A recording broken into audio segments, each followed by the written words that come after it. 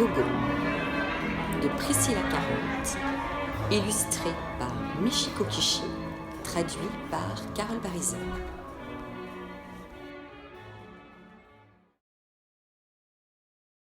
Sur le manège enchanté, Gogo attendait sans cesser de tournoyer. Elle attendait qu'un petit garçon ou qu'une fillette vienne s'asseoir sur elle et lui caresse ses bouclettes.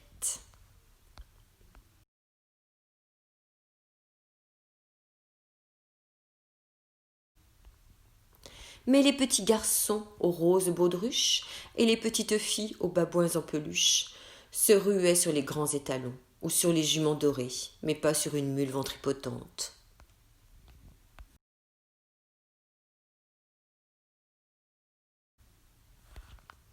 Alors Gogo demeurait patiente, tandis que la musique jouait toujours le même air, des petits rubans rouges dans la crinière, d'un câlin ou d'un bisou en attente.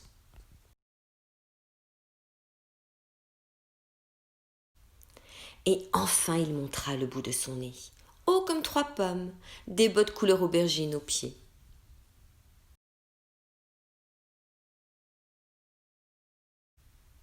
Quand il s'assit sur son dos et caressa ses boucles d'un brun très foncé, elle sut qu'il voulait s'évader.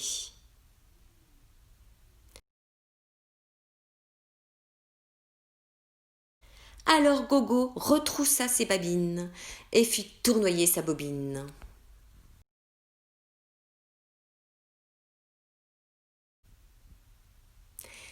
Et soudain la musique résonna bruyamment. Le petit garçon se baissa, et au creux des longues et souples oreilles ses rêves il murmura. Et Gogo se mit à hennir avec plaisir, oubliant tous ses tracas.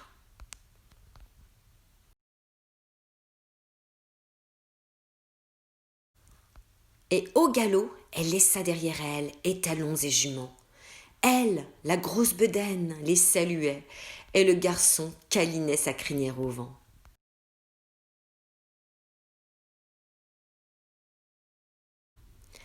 Elle s'envola dans le ciel, au-dessus des bois. Le petit garçon faisait bonjour de la main et criait de joie.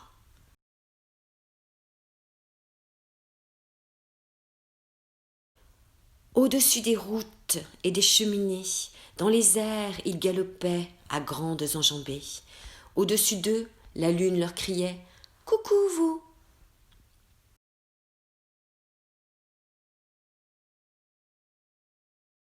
Bruyamment, les vaches meuglaient et les canards cancanaient.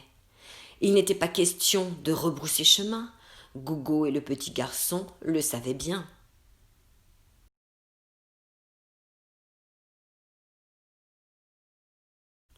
Mais soudain, le garçon entendit une voix très chère à son cœur. Dans la foule, son papa était en pleurs. Gogo repartit vers le manège enchanté en galopant. Le petit garçon promit de lui rendre visite souvent.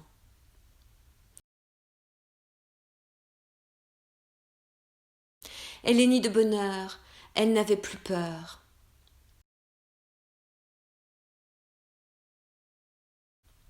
Quand le manège enchanté commença à ralentir, Gogo s'apprêta à atterrir, puis regagna sa place.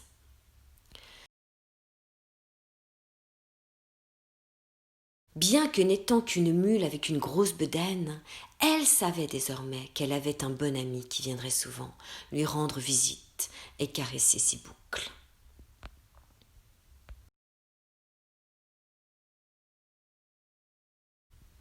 Et il pourrait rêver encore et voler jusqu'aux étoiles et voir le monde comme un lieu de câlins et de tourbillons.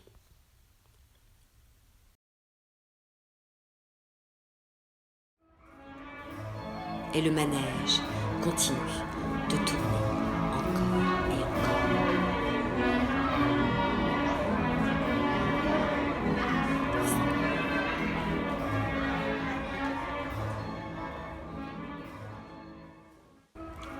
Gogo est le nom de la mule de mon père, née dans les collines du Tennessee.